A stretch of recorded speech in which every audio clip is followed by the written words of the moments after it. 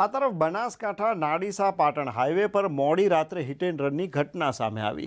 કોઈ અજાણ્યો વાહન ચાલક રાહદારીને અડફેટે લઈને ફરાર થઈ જતા ગંભીર રીતે ઇજાગ્રસ્ત રાહદારીનું ઘટના સ્થળે જ કરુણ મોત નીપજ્યું। આ બનાવના પગલે ડીસા શહેર દક્ષિણ પોલીસ અકસ્માતના સ્થળે પહોંચી અને આગળની કાર્યવાહી હાથ ધરી હતી। ડીસામાં મોડી રાત્રે પાટણ હાઈવે પર હિટ એન્ડ રનની ઘટના બની હતી, જેમાં એક રાહદારી હનુમાનજી મંદિર પાસેથી પસાર થઈ રહ્યો હતો। તે સમયે કોઈ અજાણ્યા વાહન ચાલકે આ રાહદારીને અડફેટે લેતા અકસ્માત સર્જાયો।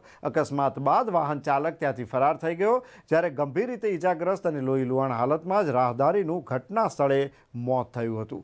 અકસ્માત થયો હોવાની જાણ થતાં જ આજુબાજુના લોકોના ટોળે ટોળા ભેગા થઈ ગયા હતા। આ બનાવની જાણ કરતા ડીસા શહેર દક્ષિણ પોલીસની ટીમ પણ ઘટના સ્થળે તાત્કાલિક પહોંચી ગઈ હતી।